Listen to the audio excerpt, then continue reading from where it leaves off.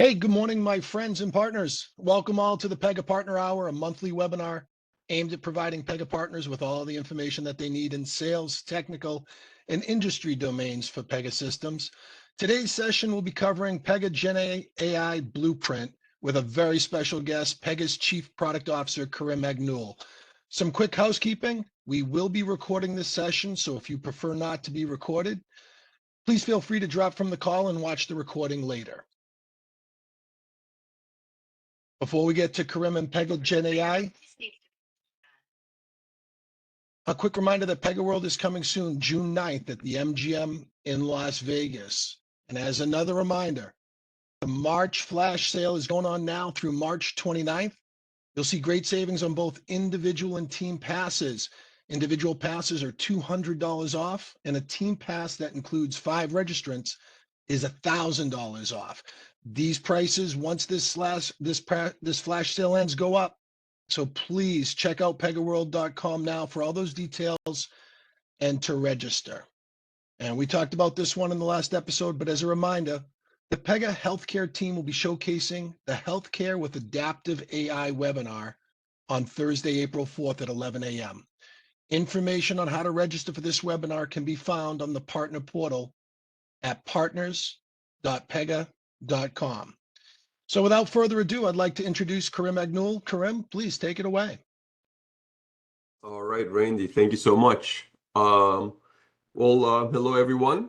Happy Friday, and it's almost the weekend. It's, some of you are closer to the weekend than the rest of us, and I appreciate you taking the time to listen to me talk about Pega Gen AI Blueprint. So I think you'll be happy to hear that I do not have any slides, and we'll just talk with the application as our context for this discussion. So the Gen AI Blueprint is a new offering from Pegasystems. It is a SaaS offering.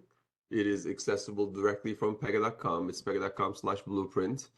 And you authenticate into it using your Pega community ID, and you can immediately start using it to create blueprints.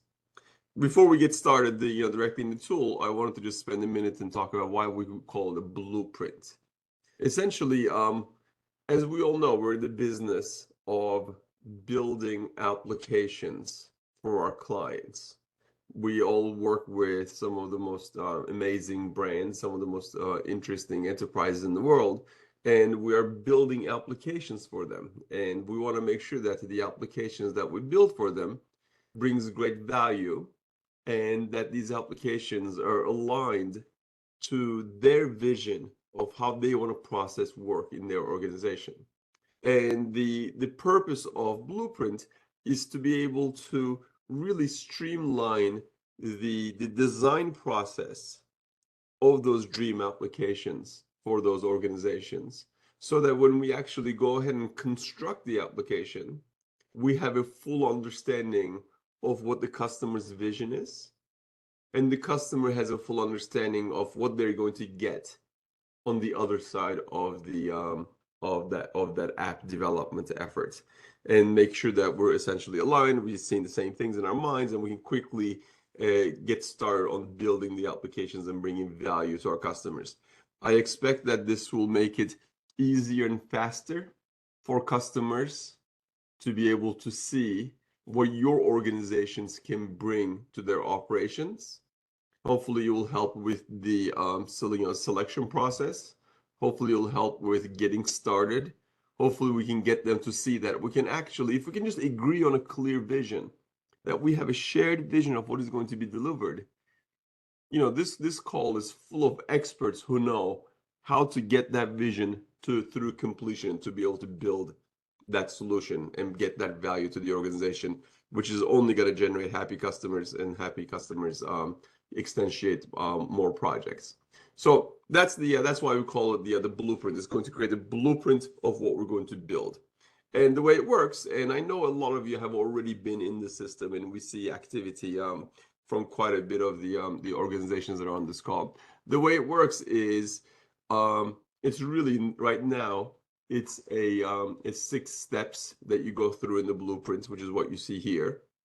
We basically get a bit of a context definition of the application that we're going to build. We define who we're going to build this for. So this is where you would put the name of the organization that you're defining the blueprint for. You'll identify what industry that they're in. We basically have some questions around what is the sub-industry and maybe what is the department that they basically are part of for this application. And then we go in and we have some pre-filled recommendations because we know Pega has basically done business in these spaces for many, many years. We know the types of applications that these organizations in these departments are going to build. So we prompt it and we just essentially default in some starter description. You have full flexibility to change it, to leave it alone, to add to it. But ultimately what it does is those elements that we just collected gives us the context to help define the blueprint for this application. And what happens here is we basically go after I want to emphasize that, just 2 information sources to be able to determine in the first step, what are the workflows, what are the case types that we're going to automate as a part of this application. And this is a recommendation. And these 2 sources of information is, one, it's Pega's knowledge base. Pega has been doing this in these industries for 40 years. We have a great deal of expertise and knowledge and history, and we have a knowledge repository that sources this. And the second is using large language models like ChatGPT to be able to get information from the internet, bring those 2 sources of information together, and make a recommendation. You're probably going to start with these workflows, and whether you're doing this by yourself or whether you're doing this sitting next to it's a representative from the customer, you have the flexibility to, you can just look at something and say, well, I don't think we're going to do this as a part of this, so you can just delete it. You can say, we don't talk about it that way. You can change the description that GenAI sends back, and you can put your basically definition, preferably the customer's definition. And if you see that, oh, geez, this recommendation is missing one major bit, well, you can just add it, right? You'll be able to extend it. And what we're going to do is within that application context that we defined, as well as these workflows, these case types that we've captured, looking at their looking at their descriptions, we're going to basically go at the GenAI.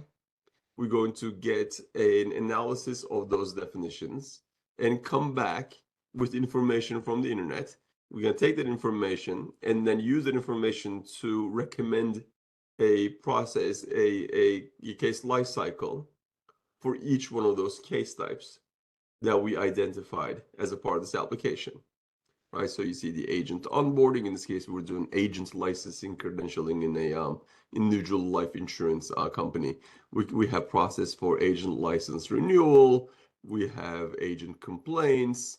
Right, there's lots of different things that we decide to do. Now, if this comes back and if it's completely off, you can pop in here and say, you know what, I need to be more clear about the description around this. I'm going to make some changes, and you can click save and regenerate the lifecycle, and it's going to do exactly that. It's going to take your updated definition of that workflow, and it's going to go through and do its thing. It's going to look into the repository. It's going to go out to the internet. It's going to look at GenAI, and it's going to give you a new recommendation for a lifecycle. Now, if this is closer to what the customer had in mind, but they want to introduce their own language, their own words that they use in their company, what you can simply do is you can just pop in here. You can go through the stages. You can delete the steps that don't make sense. You can reorder things. You can add new stages. You can add new steps. You can make it fit exactly to how the customer actually operates, and then you can do it for each one of these case life cycles. And as we basically come to an agreement with what we want to do, the system is going to recommend some data that we're probably going to have to integrate with. It's going to recommend some personas that are going to participate. And again, every step of the way, you can just, you can just delete things, you can edit them, and you can add new ones. The idea is to make it reflect the vision of the customer and the reality of their world. And then at the end, you come in, and what we'll do is we'll pull all this information together into a single summary. So it shows us essentially everything that we agreed on. It will allow us to download as a PDF. So you can have a document of this, or you can download it as the blueprint itself. Now, if you're accessing the blueprint site right now, that download blueprint button is disabled for you. In the next 10 days, we will both be releasing the ability to import a blueprint into a 23 environment, as well as the 24.1 release will be coming up in the next couple of weeks, which can also automatically import blueprints. Once those import capabilities become available, you'll be able to download this blueprint definition and then take it and then upload it into your environment that's running 23 or 24 and actually generate all the application assets that you define here by walking you through a step-by-step wizard that makes recommendations around the class names and the hierarchy and the inheritance and the reuse and the naming of the classes and the objects. But it also will make you recommendations on, it will also give you flexibility to change the recommendations to make sure that it fits into your environment and to make sure that reuse can be leveraged in the assets that we're defining. So you will all see that button enabled in about a 10-day time frame. Yeah, and then you can start importing it.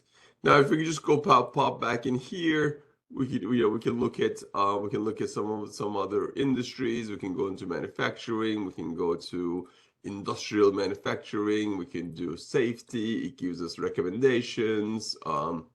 Personal protective. I never clicked on this one. I'll check it out. Every step of the way, it is going to give us recommendations of things that it can do. And it can essentially generate the processes and the workflows for each one of them throughout exactly pretty much exactly the same process that we just saw a second ago. Now, when you look through some of them, you're going to see a few of the options in the drop downs will have an indicator. So what I'm going to go is I'm going to go back to the beginning. I'm going to start a new one. I'm going to say, let's say we pop into healthcare payer. Let's pop into customer service. And you see the customer service one is tagged with Pega. And what that represents is that there's a Pega application, strategic app, that basically has a lot of these processes already defined, and it gives us an ability to reuse those definitions and be able to actually leverage those processes and be able to build on top of them directly. And that's what the that Pega indicator that you see in that definition. Now, as we go further, your organization will define, I call those things blueprint templates. So that's essentially a template based off of a Pega application. As we go further, you will see some of those things that comes, those templates, for example, that basically have I'm just popping in, have the Pega logo. As your organization chooses to define blueprint templates based on expertise of work that you have done, so in the spaces that you have worked and you actually know exactly how to do a workflow-based application for one operation or another, you will be able to define your own blueprint templates. And right in here, you'll see your organization's name. And those templates will only be available to people from your organization, so that essentially it gives opportunity to the to our partners, gives them opportunity to differentiate their capabilities, their offerings, their services within the areas that they have expertise. And then one thing that's always neat is of course, I do not speak any of these languages, unfortunately. Well, English somewhat, but it does know how to generate application definitions in local languages as well as on that list that you saw. So if you're basically building with a working with a customer and they want their application for a specific in a specific language, they can use Blueprint to do that generation as well, which works which works pretty well. Sometimes Gen AI decides not to translate some stuff. I still don't know why it does that. We're working on figuring out how to do it, but for the most part, I think we basically get pretty decent one. See, it says customer notification here that it decided not to change that, and I don't know why it does it. Now I'm gonna pop back at the beginning. When I show this, one question I often get is, well, what if my use case is not on that drop down, right? Let's say we're doing something for passenger transportation. These are the out of the box recommendations, application purposes. Well, what if we want to do something completely unique that Pega doesn't know about? You can just type it in. So, for example, if I want to do passenger complaints management here, and the function, this application will manage all the complaints of air travelers, including ticketing issues as well as lost luggage, right? There you go. Now, we know nothing about this. It's not in my drop down. I just typed it in. We just click on the button and we're just going to go pretty much entirely off to Gen AI, and it's going to come up with these recommendations. Again, you can delete the ones that you don't like, change the ones that don't make sense, add the ones that you feel are missing, edit them to be specific to how what the language of the customer is. And this will go through and it will generate the case definitions. It will generate the life cycle for each one of those cases. It can even help you handle your lost luggage case. It will give you recommendations for data that the system is going to need in order to operationalize itself. It's going to make recommendations for different personas to participate, and it will generate a blueprint for you. So you're not by any means limited to what the options are created. And so I'm giving you this basically a perspective because I realize that you'll be showcasing Blueprint and you'll be engaging directly with clients. And I think it's important throughout our partner community that we have a common understanding of how to not only position Blueprint, but how to basically show them what we can do with the Pega's technology and your services and your expertise in these industries, leveraging Blueprint to show the clients really, really quickly what we can actually build and how it would work and how fast it can be developed and how quickly we can bring value to the organization, so that we have a shared vision and understanding of what is being built. So that's my quick spiel. I will stop, and then Randy will tell me if there are some questions that we should dig into. Yeah, Kerim, so far one question that came in, they ask is this blueprint process used to train LLMs? If so, how are the privacy concerns being addressed? Excellent question. The blueprints that are defined by partners and by customers are not fed into any training for the models. We don't have access to it. The only thing that we have, what we see is who created what blueprint from what organization, what is the name of the blueprint in the description. we don't go into the we don't have access into the details of the blueprints, and that is basically treated as transactional data, and it's not fed back into the models. The only exception to that is our terms and conditions give us rights to look into the content for diagnostics and debugging purposes. But that's a good question. Yeah. So if your organization creates a blueprint, that is yours. Nobody else sees it, and it's not fed. It's not, the systems are not learning from it. That's great. That's a great answer, Kerim. Thank you. So everybody out there, if you have any other questions that you want to ask Kerim right now, please drop it into the Q&A, and we'll let Kerim have a moment to take a look at them. We'll give that just a minute to see if anybody has anything else. Kerim, right now, just the one question. Okay, no problem, no problem.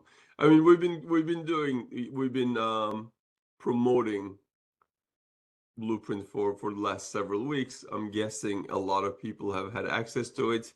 You know, if there are people who haven't had a chance to get onto it, my ask to you is part of our partnership, that it's an important component, and we want you to get in there. We want you to be able to leverage it, and we want your feedback. There's a couple of questions. I'll just pop in them. You don't have to read it for me, Randy. It says, Okay. they plan to be able to export blueprints into Visio PowerPoint for future manipulation. Now, for future manipulation, I would basically suggest that you go back into the blueprint and open up an existing blueprint and start making changes into it. So you wouldn't, we wouldn't suggest you do it in Visio or PowerPoint. In my past, I had built things that export into Visio, but this is a little bit different, different than that. So currently, no, I don't have any plans to export into Visio or PowerPoint. My main objective right now is to one, advance some of the capabilities of blueprints, so it gives us better results and it gives us a little bit more power, and then two, to make sure that when we're generating the actual application assets from blueprints in an Infinity application, that it basically works seamlessly and gives you all an edge in making your customers happy. Any reading materials, please, is the question. There's not a lot of reading materials. There's a few more things on the website, and there's some additional FAQ section on the website that you can check into. For the most part, it's a hands-on click through the application. The question is, once you download as options enabled, what are we going to get? So it's a question. Is it a jar file? So just so you know, this is not creating any rules. It is not creating any rules. It's not creating any rule sets. It's not creating any classes. It's just basically really a metadata for a vision is what's in that download option. And what you get is actually just a JSON file that represents that metadata, but it is encrypted by Pega system. All the creation of the Pega Infinity rule assets happen during the import process. I hope that answered that question. I'll go into Jeff's question. With business industries being vastly different along with business needs, the blueprinting feature seems to allow for customized inputs. Are there any limitations to which users can tailor to produce the workflow desired results? We haven't seen any yet, and we've seen some mistakes, and we continue to make our prompting and our models be a little bit better. But it has worked across industries as long as it's a workflow-centric solution where work comes in, it needs to be taken care of. We have not seen any limitations around what industries or use cases that it can be leveraged. So my ask to you, Jeff, is to just go in there and just pound it with like 10, 15, 20 different use cases. And the blueprints, in my mind, the Gen AI definitions, they really don't need to be perfect either. Because my purpose for building this application is not to test the limits of Gen AI. My purpose of this is for us jointly to be able to bring value to our customers quickly, right? So even if it just helps us sort of bring our vision in a standard way to visualize and show our customers that we can be a solution to their problems, And if that takes some manual updating to what Gen AI brings, that's fine in my mind. What's important is we can show our clients that we can quickly be a solution to their problems. When will the update be available for proposal purposes, and where do we access? I am not sure the answer to that. I'll ask Randy to maybe look into it, but you can start using them in your proposals today. You can basically, if you have a proposal for services that you're going to build a new application, you can say, here's attached is the blueprint definition of the application that we will build for you, and attach the PDF document to it. Can we retain the deleted items in the case type, or the recommendations from scratch? Yeah, so when you change it, it just basically changes it. If you want to do it again, you'll have to do it again, but you can always add a new case type as well with a similar element. It says, Heather says, I'll be demonstrating Blueprint to accounts who do not have Pega. Thank you. You should do that. Highly encouraged. How would you position Blueprint to be the best accelerator for buying Infinity? I think basically the way basically I use Blueprint, and I use it every day with clients, is, it changes the discussion around, what the technology is, right? It moves it more towards outcomes. I think we basically want to use Blueprint to be able to have the conversation in a standard structured way with a prospect, with a client, with an account that doesn't have Pega yet, and to show them what is actually possible with a Pega solution, with your implementation, and show them how we can actually easily comprehend their problem, show them how we're going to solve their problem in their context, in their language, within their specific problem space, and be able to actually show them how the technology will apply to their use cases. And and then actually every customer is looking to solve their problems quickly. Well, that's what they want, right? So nobody says we have a problem today, we want to wait for 6 months to solve it. And customers, especially when they're out there looking for a solution, looking for a partner, they want to find people who can solve their problems quickly and solve them in a way that's aligned to their vision. And my hope with the Blueprint is that we can show them that your expertise in implementing workflow solutions on top of the Pega technology is the fastest and the most effective way to get to results in the industry. Siva has a question. Once I import a Blueprint to Infinity and go back and change the Blueprint with some minor changes, can the updated Blueprint be imported again onto the same app? A new capability will be evolved. Currently, it just creates a layer on the app structure. Soon, they'll be able to change an existing structure. But I'm not trying to make Blueprint be a dev environment. So once you're actually in App Studio and you're developing the case types, that's where you're developing the case types. Again, it's mostly for planning, capturing a vision, alignment, and then the import sort of accelerates the development of the solution for the client. All right, that's great. Flurry of questions there. And I've got a couple that came into me personally via email from some of my customers. And one of the first questions was, do we have anything in Pega Academy for Pega Gen AI Blueprint? Which I know the answer is actually yes, it just came out. And it's about a 30-minute module. Yep. If you don't mind me answering that question, just because I do the answer. And so that is on Pega Academy. It is called Driving Client Conversations with Pega Gen AI Blueprint. Excellent. And then we sent this out to everybody, but I did get a question. What's the best way to find this? Pega.com/blueprint. There you go. Pega.com/blueprint. Just check it out and just use your Pega credentials. If you don't have them, you can just register very quickly.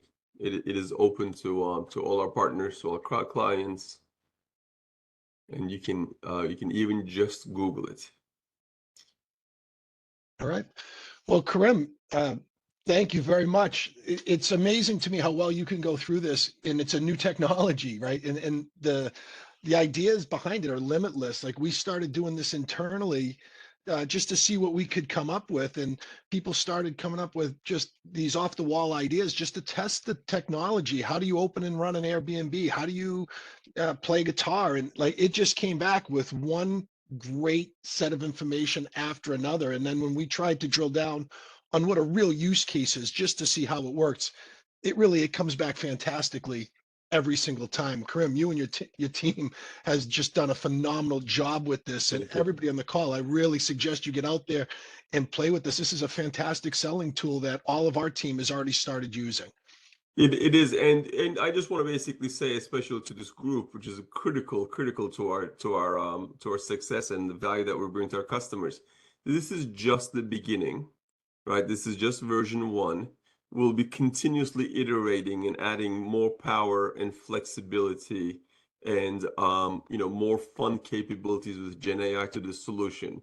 So my ask to this crew is to stay engaged with it, to be able to essentially use it in every customer conversation, to come in and create 1 or 2 blueprints, hopefully multiple times a week, so that you're continuously getting exposed to the new capabilities that it brings. We're going to have a ton of fun with this at Pega World. This year's Pega World is going to be the best one ever.